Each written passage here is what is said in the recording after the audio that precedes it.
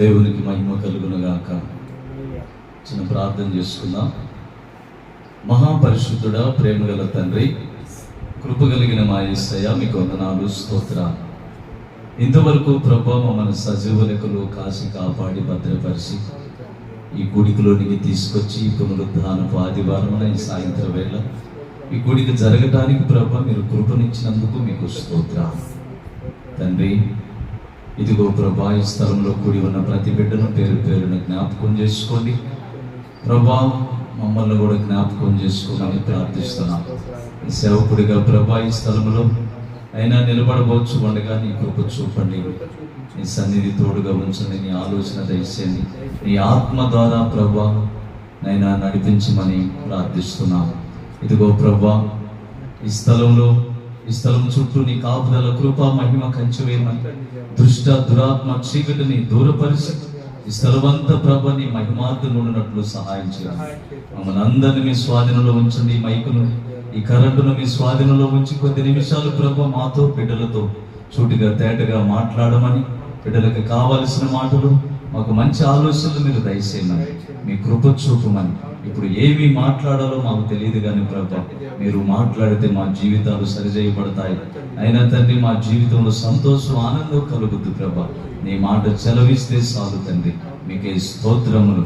ఇదిగో తండ్రి, ఈ స్థలంలో మీరే ఉండి మీరే మాట్లాడి మీరే మహిమ పొందమని యేసు పరిశుద్ధ నామములో ప్రార్థించి అడుగుచున్నాము తండ్రి, ఆమేన్.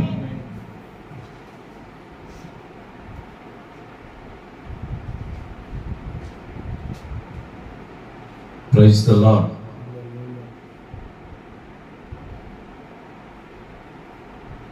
దేవునికి స్తోత్రం. హల్లెలూయా.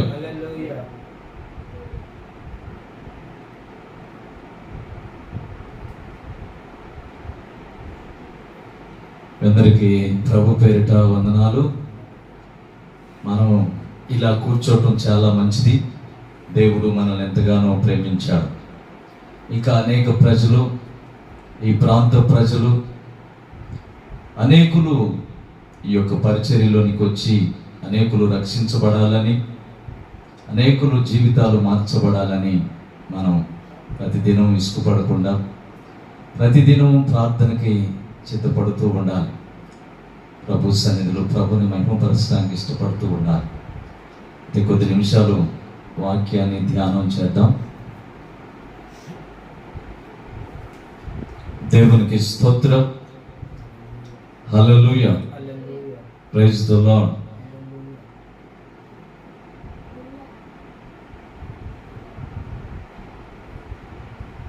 ప్రకటనల గ్రంథం 3వ అధ్యాయము 19వ వాక్యాన్ని చదువుకుందాం.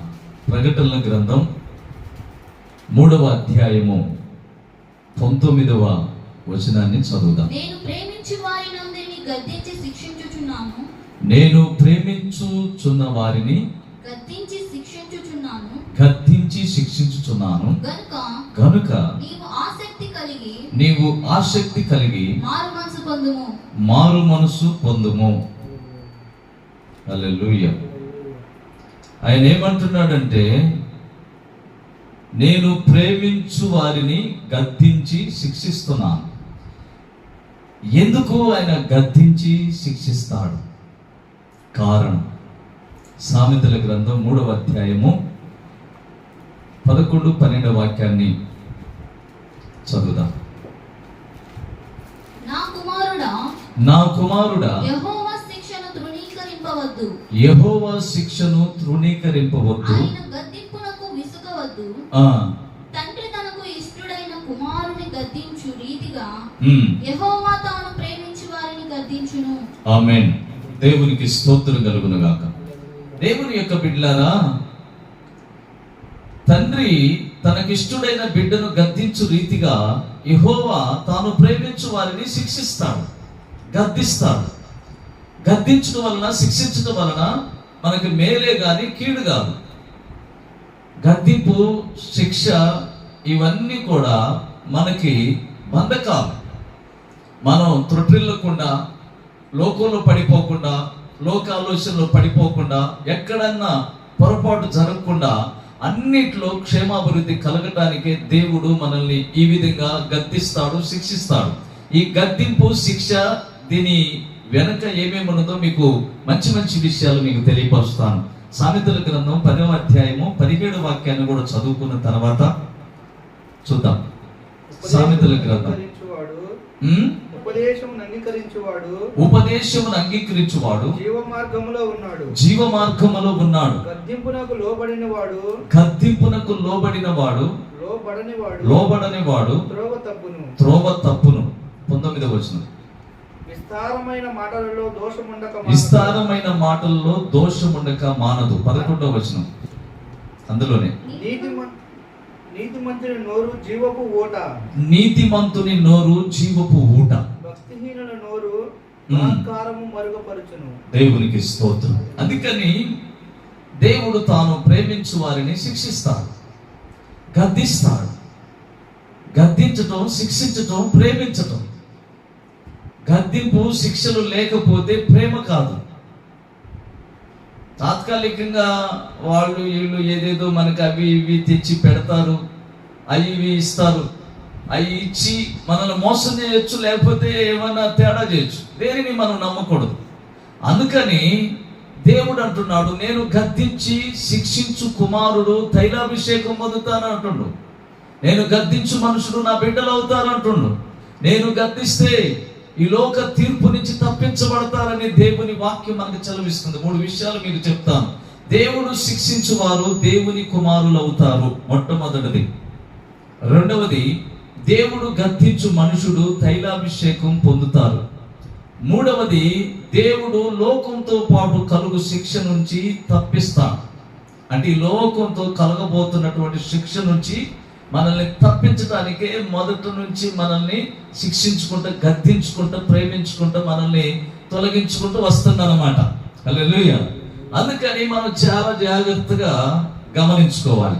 అందుకని దేవుని యొక్క బిడ్డలారా, ఇక్కడ దేవుని యొక్క మాటలు, దేవుని యొక్క ఆలోచనలు మనకి తెలివినిస్తాయి, మనకి మంచి మార్గాన్ని ఇస్తాయి, మంచి బాటలో నడుపుతాయి. అయితే దేవుని మాట మనం అంగీకరించాలి, దేవుని ఆలోచనకి మనం అప్పగించుకోవాలి. చాలా మంది అనుకుంటారు కదా, ఈ ప్రార్థనలు ఏంటి, ఈ భక్తి ఏంటి, ఈ భక్తిలో ఉంటే ఏమొచ్చింది, ఏముంటుంది అనుకుంటారు. ఏముంటుంది? ఈ భక్తిలోకి వస్తే మనిషి బ్రతుకు మారుతుంది, మనిషి పద్ధతులు మారుతాయి, మనిషి విధానాలు మారుతాయి, మనిషిలో ఉన్నటువంటి కల్మషం తొలగిపోతుంది, మనిషిలో ఉన్నటువంటి శాపం దూరం అయిపోతుంది, మనిషిలో ఉన్నటువంటి అజ్ఞానం తొలగిపోతుంది. ఈ మనిషిలో ఉన్నటువంటి అజ్ఞానం తొలగిపోవాలంటే దేవుని యొద్దకు రావాలి. అంటే వాక్యం లేని చోటుకి వెళితే అర్థం కాదు, వాక్యం ఉన్న చోటుకు వస్తే అర్థమైంది. అర్థమైనప్పుడు మనం అర్థం కావు, మనం అద్భుతంగా దీవించబడటం అంటే ఈ లోక సంబంధంగా ఎవరైనా ఏదైనా చేసుకొని బ్రతకగలరు, ఏమైనా సంపాదించుకోగలరు. ఈ సంపాదనలో శాశ్వతం కాదు, ఈ లోకం శాశ్వతం కాదు. ఈ లోకంలో ఉన్నవన్నీ కూడా ఒక రోజు మనకు దూరం అయిపోతాయి.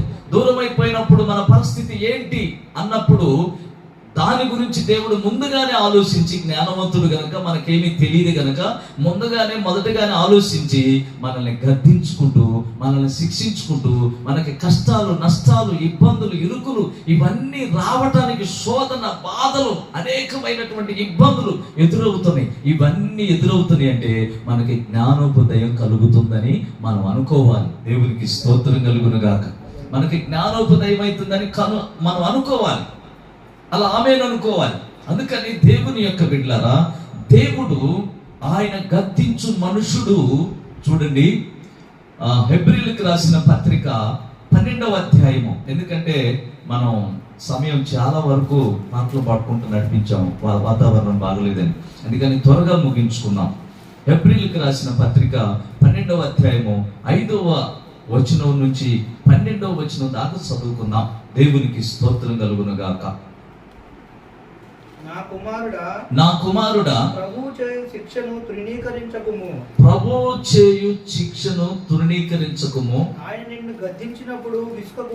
ఆయన నిన్ను గద్దించినప్పుడు నువ్వు ఇసుకకుము. ప్రభువు తాను ప్రేమించు వారిని శిక్షించి తాను స్వీకరించు ప్రతి కుమారుని దండించును అని కుమారుడితో సంభాషించినట్లు మీతో సంభాషించు ఆయన హెచ్చరికను మరచితిరి. శిక్షాఫలము పొందుటకై మీరు సహించుచున్నారు. దేవుడు కుమారులుగా మిమ్మల్ని చూచుచున్నాడు. తండ్రిని శిక్షింపని కుమారుడెవడు? తండ్రి శిక్షింపని కుమారుడెవడు? అక్కడ కుమారులుగా చూస్తున్నాడు దేవుడు.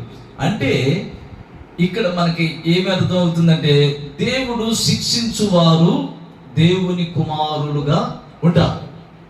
శిక్షించకపోతే నువ్వు ఇలా కుమారుడు కాదు, దారి తప్పిపోతావు. దారి తప్పిపోయి ఎటుపోతావో ఏమైపోతావో తెలియదు అనమాట. ఇప్పుడు తండ్రికి కుమారులుగా కుమార్తెలుగా ఉండాలంటే తండ్రి మాటకి అప్పగించుకోవాలి. తండ్రి శిక్షను తృణీకరించకూడదని గ్రంథంలో రాయబడి ఉంది. అందుకని దేవుని యొక్క బిడ్డలారా, ఇక్కడ లూకాసు వార్త 20వ అధ్యాయము 36వ వాక్యంలో చదువుకున్నాం. లూకాసు వార్త 20వ అధ్యాయము 36వ వచనం.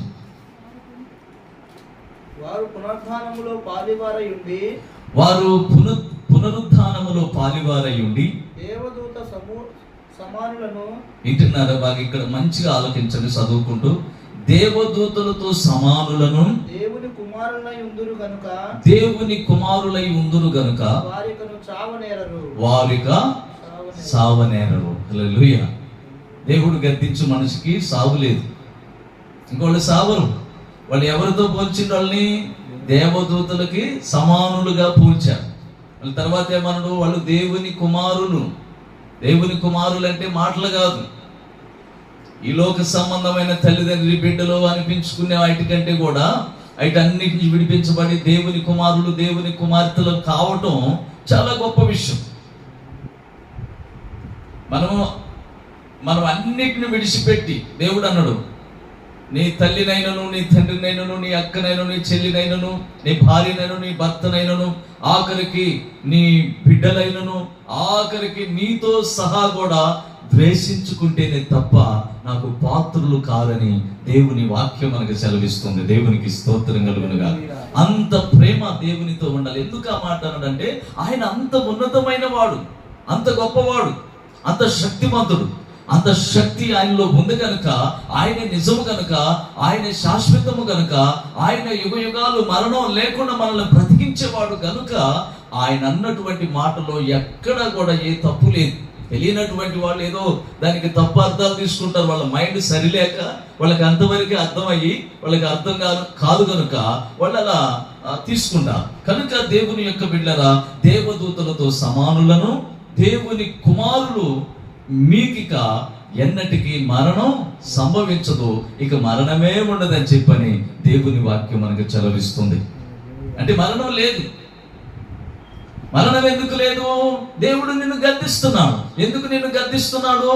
నిన్ను ప్రేమిస్తున్నాడు. నువ్వు ఆయన బిడ్డవన్న సంగతి ఈ వాక్యాన్ని బట్టి అర్థమవుతుంది. ఈ గద్దింపు ఎక్కడైతే పడుతుందో వాళ్ళు అనుకోవాల్సిన విషయం ఏంటంటే, దేవుడు నన్ను ప్రేమిస్తున్నాడు, నేను దేవుని బిడ్డని, నేను లోక మనిషిని కాదు, లోకానుసారమైన సాతాను బిడ్డని కాదు, నేను దైవ సంబంధిని అని చెప్పని ఎవరికి వాళ్ళు అనుకొని జాగ్రత్త కలిగి మంచి మార్గంలో నడవడానికి ప్రయత్నాలు చేయాలి. దేవునికి స్తోత్రం కలుగునుగా. అందుకని దేవుని శిక్ష, వాక్యం పేరు ఏంటంటే దేవుని శిక్ష. చాలా మంది అనుకుంటారు కదా, దేవుని శిక్ష ఎదురా బాబోయ్, దేవుడు శిక్షిస్తే మనం ఎట్లా అనుకుంటాం. దేవుడు శిక్షించేది ఏంటంటే మనలో ఉన్నటువంటి అజ్ఞానాన్ని శిక్షిస్తుంది అన్నమాట. మనలో ఉన్నటువంటి శాపాన్ని, మనలో ఉన్నటువంటి అహంకారాన్ని, మనలో ఉన్నటువంటి స్వభావాన్ని తీసివేసి ఆయనలో ఉన్నటువంటి స్వభావాన్ని మనలోనికి పంపించాలని, మనలోనికి పంపించి ఆయనలాగా చేసుకొని ఆయనతో యుగయుగాలు మనం ఉండాలని మనల్ని ప్రేమిస్తుంది అన్నమాట. శిక్షించడం అంటే చాలా మంది ఏదేదో అనుకుంటారు. శిక్షించడం అంటే అది కాదు. హల్లెలూయా. అందుకని దేవుని యొక్క బిడ్డలారా, మొదటిది, దేవుడు శిక్షించువారు దేవుని కుమారులు అవుతారు. దేవుడు శిక్షిస్తే ఎందుకు నన్ను శిక్షిస్తుందని బాధపడకూడదు. ఎందుకు నాకు బాధలు వస్తున్నాయి, ఎందుకు నాకు శోధన వస్తుంది, నాకెందుకు ఈ పరీక్షలు, నేనే తప్పు చేశాను, నేనే పాపం చేశాను. నువ్వే పాపం చేయలేదు కనుకనే ఇవన్నీ నీకు వస్తున్నాయి. పాపం చేస్తే నీకెందుకు వస్తాయి? పాపం ఏమొచ్చుంది? పాపం చేయలేదు కాబట్టే నీకు ఇవన్నీ వస్తున్నాయి. యేసు ప్రభు ఏ పాపం లేనివాడు కనుకనే కదా ఈ లోకంలో ఆయన వెనుక అన్ని నిందలు, అవమానాలు, అనేకమైనటువంటి శోధనలు, బాధలు, వేదనలు ఆయనను వెంబడించేటటువంటి వారికి కూడా వస్తాయి. ఎందుకంటే మనం ఈ లోకస్తులం కాదు, ఈ లోక సంబంధులం కాదు. మనం శాశ్వతంగా యుగయుగాలు మరణం లేని మహిమ కలిగినటువంటి పాలు తేనెలు ప్రవహించే మంచి దేశంలో రేపు మనం ఉండబోతున్నాం అన్నమాట. అందుకని దేవుడు మనం ఉండబోతున్నాము కనుక అందుకని దేవుడు మనల్ని శిక్షిస్తూ ఉంటాడు అన్నమాట. మనల్ని ప్రేమిస్తూ ఉంటాడు. ప్రేమించేవాడు శిక్షిస్తాడు. శిక్షించని తండ్రి కుమారుడికి విరోధి. కుమారుడిని సరైన మార్గంలో నడిపించేటటువంటి తండ్రి కాదు. బిడ్డలను శిక్షించుకోవాలి, తప్పులేదు. కష్టమాడమని బైబిల్లో కూడా ఉంది. అన్నీ మనం మరీ ఘోరంగా చేయకూడదు. దేవునికి స్తోత్రం కలుగునుగా. అయితే దేవుని యొక్క బిడ్డలారా, దేవుడు శిక్షించువారు దేవుని కుమారులు అవుతారు. రెండవది దేవుడు గద్దించు మనుషుడు తైలాభిషేకం పొందుతాడు. దేవుని మాటకు అప్పగించుకున్నటువంటి వాళ్ళు తైలాభిషేకం అంటే ఏదో మీటింగ్లు వేసి కచ్చీపులు తిప్పి నీళ్లు చల్లితే తైలాభిషేకం కాదు. వాక్యంతో ఉతక స్నానం, ఇదే తైలాభిషేకం. మీకు వాక్యంలోనే చూపిస్తాం. దేవునికి స్తోత్రం కలుగునుగా. కీర్తనల గ్రంథం 141వ అధ్యాయము 5వ వాక్యాన్ని మనం చదువుకుందాం. దేవుడు గద్దించు మనుషుడు తైలాభిషేకం పొందుతుడు. చదవండి. నీతిమంతుడు నన్ను కొట్టుట నాకు ఉపకారము. నీతిమంతుడు కొట్టుట నాకు ఉపకారము. వారు నన్ను గద్దించుట నాకు తైలాభిషేకం. వారు నన్ను గద్దించుట నాకు తైలాభిషేకం. నేను అంటే అభిషేకంను త్రోసివేయకుందును గాక. ఆమేన్. హల్లెలూయా. ఆ అభిషేకాన్ని త్రోసివేస్తారు చాలా మంది. అజ్ఞానంలో పడిపోయి తెలియక త్రోసివేస్తారు. అలా త్రోసివేయకూడదు. అందుకని దేవుడు గద్దించు మనుషుడు తైలాభిషేకం పొందుతారు. రోమీయులకు రాసిన పత్రిక 3వ అధ్యాయము 11వ వచనాన్ని కూడా చదువుకుంటూ పోదాం. రోమా పత్రిక 3:11 వచనం. నీతిమంతుడు లేడు, ఒక్కడునూ లేడు. గ్రహించువాడు ఎవడునూ లేడు. దేవుని వెతుకువారు ఎవడునూ లేడు. అందరూ త్రోవ తప్పి ఏకముగా పనికి మారిన వారైరి. దేవునికి స్తోత్రం కలుగునుగా. మరి ఈ గద్దింపులకి ఎట్టింటారు? వింటారా? దేవుడు ఏమన్నాడో ఎవరికి తెలుసాయా అనే అజ్ఞానంతో సాతాను యొక్క బలం భూమి మీద ఎక్కువగా ఉంది. మనుషుల్ని సాతానుడు కమ్మిమనుడు అన్నమాట. ఆ పొగలో ఉన్నారు. ఇప్పుడు సాతాను ఆ పొగలో ఉన్నాను, నేను సాతానులో ఉన్నానన్న గ్రహింపు ప్రతి క్షణం ఎవరికైతే ఉంటుందో వాళ్ళు దేవుని మార్గాల్లో అద్భుతంగా దీవించబడతారు. ఇంకొక మాట చదువుకొని ముందుకెళ్దాం. కీర్తనల గ్రంథం 105వ అధ్యాయము 14వ వాక్యం కూడా చదువుకుందాం. 105:14. నేను అభిషేకించిన వారిని ముట్టకూడదనియు, నేను అభిషేకించిన వారిని ముట్టకూడదనియు, నా ప్రవక్తలకు కీడు చేయకూడదనియు, ఆయన ఆజ్ఞ ఇచ్చి ఆయన ఎవరినైనాను వారికి హింస చేయనీయలేదు. దేవునికి స్తోత్రం కలుగునుగాక. దేవుని యొక్క బిడ్డలారా, ఆయన అభిషేకించినటువంటి వ్యక్తిని ఎవరైనా సరే ముట్టకూడదు. ముట్టాలనుకున్నవాడు సావు కొరకే ముడతాడు, చావాలనే ముడతాడు, చచ్చిపోతాడు, బ్రతకరు. కారణం ఏంటంటే దేవుడు అభిషేకించుకున్నటువంటి వ్యక్తి జోలి వస్తే ఒప్పుకోడు దేవుడు. ఎవరి జోలి వచ్చినా ఏముండదు, కానీ దేవుడు అభిషేకించిన వారి జోలి పోకూడదు. సౌలు అభిషేకించబడిన వాడు. సౌలుని చంపడానికి దావీదు ఇష్టపడడు. ఎందుకు ఇష్టపడడంటే సౌలు అంతకు ముందు అభిషేకించబడిన వాడు, మంచి దైవ కృపలో నడిచినటువంటి వాడు. నేనే పాటి వాడిని, నేను చంపడానికి దేవుడు అభిషేకించిన మనుషుడు గనుక అతను జోలిపోకుండా అతని దగ్గరికి వెళ్ళి అతను వస్త్రపు చెంగు మాత్రమే కట్ చేసి తీసుకొని వెళ్ళిపోతాడు. పైకి వెళ్ళిపోయి ఆ వస్త్రపు చెంగుని చూపిస్తాడు. ఇతను నిద్రలో నుంచి లేచిన తర్వాత అప్పుడు ఇతను అనుకుంటాడు కదా, అయ్యో నేను నిద్రలో ఉన్నాను, నేను ఈ దావీదుకి అపకారం చేశాను, కానీ దావీదు నాకు ఉపకారం చేశాడు, ఈ దావీదు చాలా మంచివాడు, నేను నిద్రలో ఉన్నాను, నన్ను చంపాలంటే ఎంతసేపు పట్టుద్ది, చంపేయొచ్చు కదా, నన్ను చంపకుండా అతడు నన్ను అలా చూపించాడు అని చెప్పని అతను పశ్చాత్తాపడిపోతాడు. దేవునికి స్తోత్రములు. కనుక అలాగనే మన వాక్యం అటు కాదు, మన వాక్యం ఏంటంటే అభిషేకం కలిగినటువంటి వ్యక్తి జోలి ఎవరూ పోకూడదు. ఎందుకంటే దేవుడు ఒప్పుకోడు. నిన్ను అభిషేకించిందా నీ జోలి వస్తే దేవుడు ఒప్పుకోడు, నన్ను అభిషేకించిందా నా జోలి వస్తే దేవుడు ఒప్పుకోడు అన్న సంగతి గుర్తుపెట్టుకోవాలి. ఇంక ఎవరో ఏదో రావాలని నువ్వు ఆశపడవద్దు. దేవుడు నాకు తోడున్నాడు, నా జోలి ఎవరు వచ్చినా ఏం చేసినా ఆయన చూసుకుంటాడు అన్న మనసుతోనే మనం జీవించాలి. అలా జీవించాలని దేవుని యొక్క ఆలోచన. కనుక దేవుని యొక్క పిల్లల, దేవుడు గద్దించు మనుషుడు తైలాభిషేకం పొందుతాడు, దేవుడు శిక్షించు వారు దేవుని కుమారులు అవుతారు. అంటే దేవుని యొక్క శిక్ష రకరకాలుగా ఉంటుంది, అనేక రకాలుగా ఉంటుంది. ఇట్టు కూడా ఉంటుందా అనుకుంటారు కొంతమంది.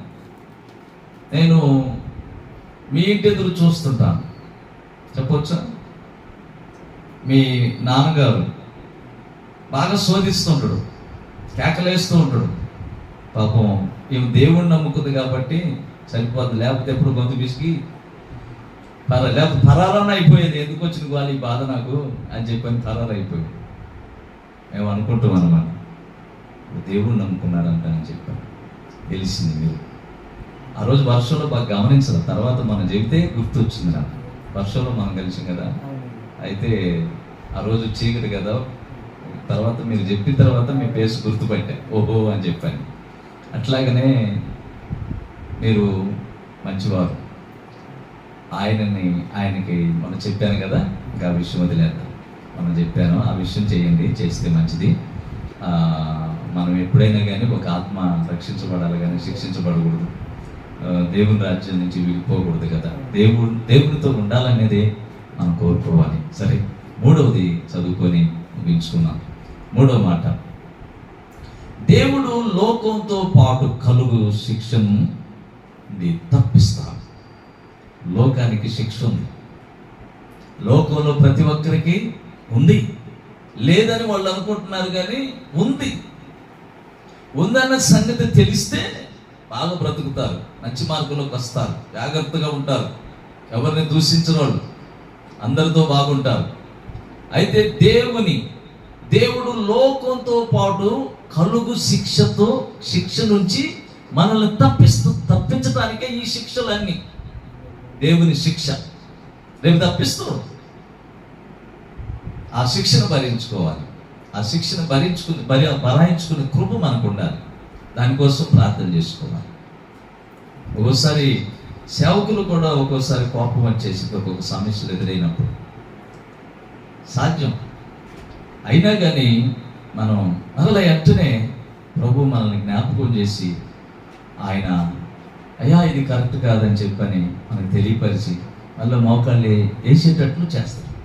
అలా చేస్తుందంటే దేవుడు మనల్ని మర్చిపోలేదని, మనతో ఉన్నాడని. అందుకని దేవుని యొక్క బిడ్డలారా చూడండి, మొదటి కొరింథీయులకు రాసిన పత్రిక 11వ అధ్యాయం 32వ వాక్యం చూడండి. లోకంతో పాటు, ఇంకా తర్వాత వచ్చింది ఇంకొక రిఫరెన్స్, మొదటిది చదవండి. లోకంతో పాటు కలుగు శిక్ష నుంచి తప్పిస్తాడు.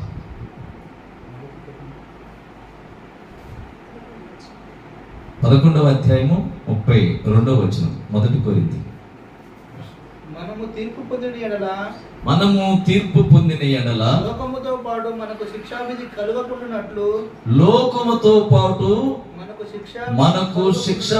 కలగకుండా ఉండునట్లు ప్రభువు చేత శిక్షించబడుచున్నాము. ఆమేన్.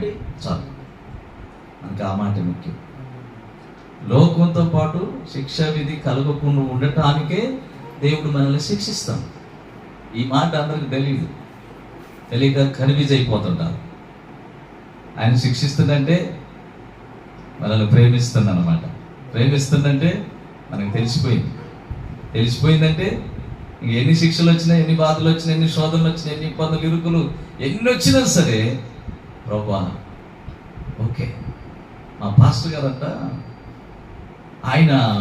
అక్కడ ఉన్నటువంటి సంఘంలో ఉన్నటువంటి వారందరి మీద వస్తున్నటువంటి ఆ శోధనలు, బాధలు, రోగాలు అన్ని నాకే పంపించు ప్రభు అని ప్రార్థన చేస్తారంట. గదిలోకి పోయి పాస్టర్ గారు, నేను చూడలేదు, మా బాబు చెప్పు. అక్కడ ఉండేవాళ్ళు చెప్తుంటారు, అందరూ చెప్తుంటారు, కిటికీలో పోయి చూస్తుంటారు, లోపల ప్రార్థన చేస్తుంటారు. అయ్యా వాని వెనుక పంపి బాకేసయ్యా, వాడు తట్టుకోలేడయ్యా, వాని వెనుక పంపి బాకయ్యా, తట్టుకోలేడయ్యా, నాకు పంపించు ప్రభు. అయ్యా నేను తట్టుకుంటానయ్యా, ఆ కృపనిచ్చావు కదా ప్రభు, నా మీదకి పంపించని అన్ని ఎప్పుడు రోగాలతో, బాధలతో, సమస్యలతో, వేదనలతో రోధిస్తూ ఉంటాడు. ఆయన వచ్చి పులిపెట్టు మీద నిలబడంటే అస్సలు మామూలుగా ఉండదు పరిస్థితి. హల్లెలూయా. రామగుండం సురేష్ పాస్టర్ గారు, విన్నవా పేరు? యూట్యూబ్లో కొట్టి వస్తుంది. ఆయన చూస్తేనే చాలు, ఆయన అట్లా పట్టుకుంటేనే చాలు అభిషేకం వచ్చింది. అట్లాంటి కృప కలిగినవాడు అనమాట. ఆయన్ని పలకరియాలి, ఆయనతో మాట్లాడాలని ఆశ. ఎంతో మంది ఆకలి సంపుకొని ప్రయాణాలు చంపుకొని అన్నింటినీ చంపుకొని కూడా ఆయనతో మాట్లాడాలి, ఆయనతో ఒక్క మాట అయినా మాట్లాడిపోవాలని అనిపించింది. నాకైతే సురేశయ్య నన్ను ఒక్కసారి కౌగిలించుకో సురేశయ్య అని చెప్పని వాటేసుకున్నాను. అప్పుడు ఆశీర్వదించిన నన్ను దేవునికి స్తోత్రంగా. 2 కుమారుల్ని తీసుకొచ్చి సేవకి ఇచ్చిండు. ఇతను ఆలోచన కాదు, ఇతనికి కొన్ని తెలియదు, కానీ ఇతని ఆలోచన కాదు, తెలియకుండానే మంచి మార్గాల గురించి ఆలోచిస్తుందని నన్ను అట్లా కౌగిలించుకొని ఒకసారి గట్టిగా ప్రార్థన చేసి, బాగా అభిషేకించు ప్రభు, దేవునికి స్తోత్రంగా. అలా కృప వచ్చేసి. అలాగనే దేవుని యొక్క బిడ్డలారా, దేవుడు లోకంతో పాటు కలుగు శిక్ష నుంచి తప్పించడానికి మాత్రమే మనల్ని శిక్షిస్తారు. అంతకు మించి ఇక వేరేదేమీ లేదు. చాలా మంది మందిరానికి వస్తూ పోతూ ఉంటారు, వాళ్ళకి తెలియదు. ఇలాంటి వాక్యం వాళ్ళకి తెలిస్తే మారిపోతారు, మంచి మార్కులు ఉంటారు. ఈ వాక్యం తెలియక ఏం చేస్తారంటే వాళ్ళు అర్థం కాక ఇలాంటి విషయాలు చెప్పకపోవడం వల్ల దారి తప్పుతారు విశ్వాసం. ఏముంది పోతుంటే వస్తుంటే ఈ కష్టాలేంటి, ఈ నష్టాలేంటి, ఇబ్బందులేంటి, మా ఇంటి నిండా మా స్వాదనలు ఏంటి, యేసు ప్రభు కాడికి పోయి మాకు అన్ని కష్టాలు వస్తున్నాయ్యా, మాకు అన్ని అప్పులు అవుతున్నాయ్యా, మాకు అన్ని బాధలు వస్తున్నాయ్యా, అన్ని లాభం లేదు అది ఇది అని చెప్పని అంటారు. ఏం పర్వాలేదమ్మా, వస్తుంటేలే, ఏం కాదులే రామ్మా, మళ్ళీ పోతుంటేలే అని చెప్పని పిలుస్తారు. కానీ ఈ మాట చెప్పాలి. హల్లెలూయా. అందుకే దేవుడు ఎందుకో ఇందాక ఆశీరు గురించి చెబుదాం అనుకున్నాం. ఆశీరు తన సహోదరుల కంటే ఎక్కువగా ఆశీర్వదించబడు, తన దగ్గర శ్రేష్టమైన ఆహారం కలదు, అతడు దేవుని సైన్యంలో ఉన్నవాడు అని అది చెప్దాం అనుకున్నాను. అయితే అది కాకుండా ఎందుకో అప్పటికప్పుడు అప్పటికప్పుడు దేవుని శిక్ష గురించి. ఎందుకంటే తీసింది నాకు ఎదురు మీ ఇల్లు, మీ నాన్న, ఈ సమస్యలన్నీ గుర్తొచ్చింది. అదొకటి. మా సమస్యలు కూడా ఉంటాయి. అలాగా దేవుడు ఎందుకో అలా తీసింది. కావాలని మనమేం తీయలేదు.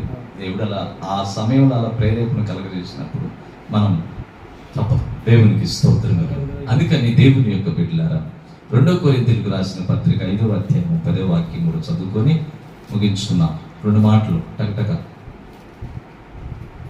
2 కొరింథీయులకు రాసిన పత్రిక 5వ అధ్యాయం 10వ వచనం. ఎందుకనగా తాను జరిగించిన క్రియల చొప్పున అవి మంచివైనను సరే, చెడ్డవైనను సరే, దేహముతో జరిగించిన వాటి ఫలమును ప్రతివాడు పొందినట్లును మనమందరము క్రీస్తు న్యాయపీఠం ఎదుట ప్రత్యక్షము కావలయును. దేవునికి స్తోత్రం కలుగును. క్రీస్తు న్యాయపీఠం ఎదుట నిలబడాలి. రేపు అక్కడ నిలబడినప్పుడు అదే దేవుడు ఈ భూమి మీద ఉన్నప్పుడు, ఈ శరీరం ఉన్నప్పుడు మనల్ని శిక్షించలేదనుకో, మనల్ని గద్దించలేదనుకో, మనకు అవి ఇవి చెప్పలేదనుకో, అప్పుడు అక్కడికి పోయి నిలబడ్డం అనుకో, ఏమన్నా ప్రయోజనం ఉంటుందా? అందుకని ఈ భూమిని శరీరం ఉండగానే అన్నిటిని సరి చేసుకుంటూ వస్తాడు దేవుడు. సరి చేసుకుంటూ వచ్చేటప్పుడు ఎవరైతే వింటారో, విని ఆ ప్రకారంగా నడుచుకుంటారో, రేపు వారికి ఆ శిక్ష నుంచి తప్పించబడతారు. మరణ శిక్ష నుంచి. 2 మరణం ఉంది కదా, ఇది ఒక మరణం శరీరం, ఆత్మకి మరొక మరణం ఉంది. ఆత్మ మరణం కాకుండా ఉండటమే దాన్ని తప్పించుకోవడానికి ఈ శరీరాన్ని ఇచ్చిన మనకు దేవుడు. అప్పుడు ఈ శరీరంలో ఉండి మనము ఆ యొక్క ఆత్మ సంబంధమైన మరణం నుంచి తప్పించబడాలి. ఆ శాపం నుంచి తప్పించబడటం కోసమే కొన్ని ఇరుకులు, ఇబ్బందులు. చాలా మంది పెద్ద పెద్ద పాస్టర్లు ఉంటారు, రకరకాల వాళ్ళు ఉంటారు, వాళ్ళకి డబ్బులు అన్నీ ఉంటాయి, మనకు లేవు. మనం కొంచెంగా ఉన్నాం అని మనం బాధపడకూడదు. మనకి కావాల్సింది ఏంటంటే రేపు తీర్పులోనికి వస్తాం కనుక తీర్పులోనికి వచ్చినప్పుడు ఏంటనేది ముందున్న వాటిని మనం మనసులో పెట్టుకొని జీవించాలన్నమాట.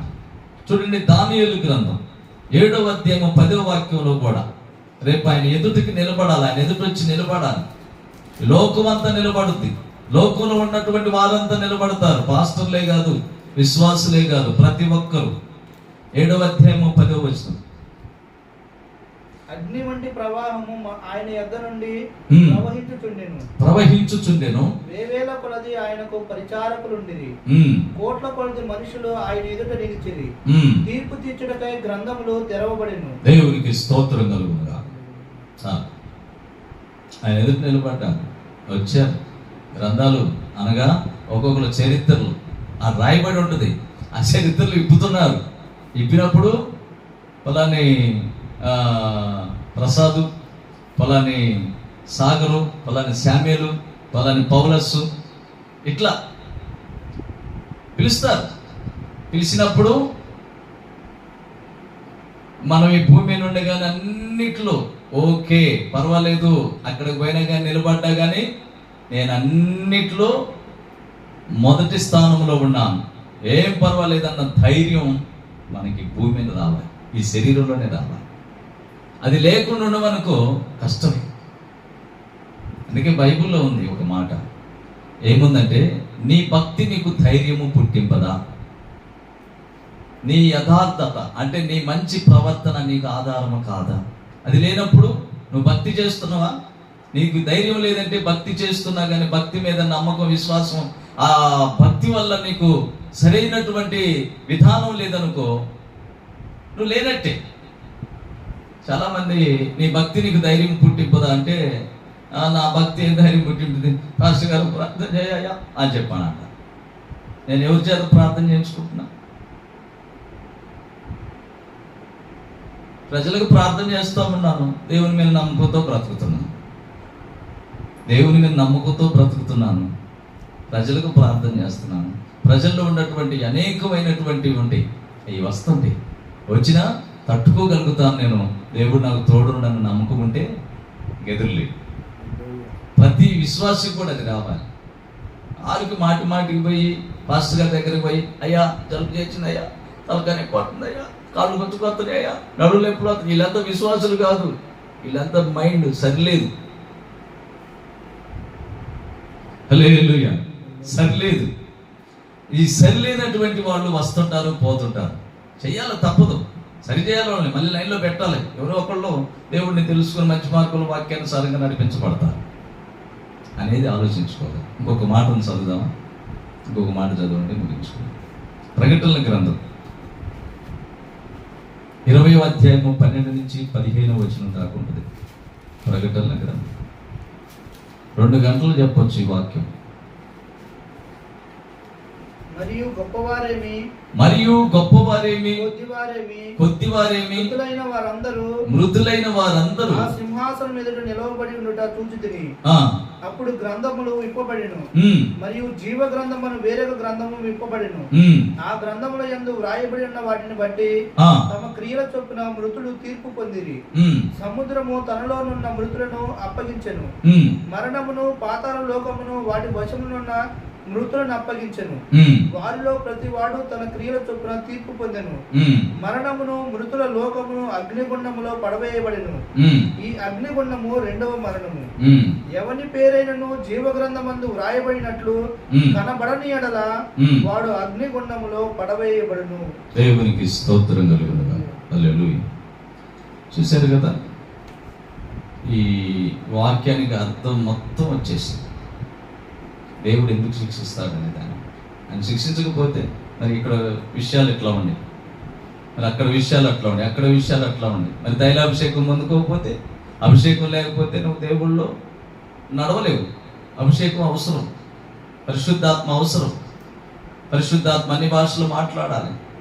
పరిశుద్ధాత్మ ఆత్మ ద్వారాగా మనం నడిపించబడాలి. ఆ ఆత్మే మనకు సహాయం చేయాలి.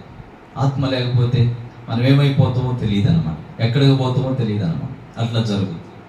అందుకని దేవుని యొక్క బిడ్డలారా, దేవుడు శిక్షించువారు దేవుని కుమారులు అవుతారు. రెండవది, దేవుడు గద్దించు మనుషుడు తైలాభిషేకం పొందుతాడు. దేవుడు లోకంతో పాటు కలుగు శిక్ష నుంచి తప్పించడానికే ఆయన శిక్షిస్తాడు.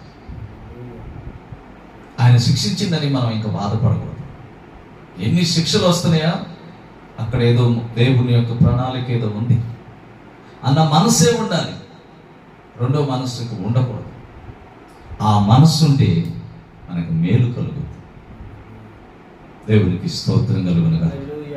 కనుక దేవుని యొక్క బిడ్డలారా, దేవుడి శిక్ష నుంచి తప్పిస్తాడు. దేవునికి స్తోత్రం కలుగునుగా. తాను ప్రేమించి వారికి మాత్రమే ఈ శిక్షా విధి కలుగుద్ది. అంతేగాని ఆయన నన్ను ప్రేమించడం లేదు అనేది తీసి పక్కన పెట్టండి. చాలా మందికి ఈ విషయాలు తెలియక రకరకాలుగా మాట్లాడుకుంటారు.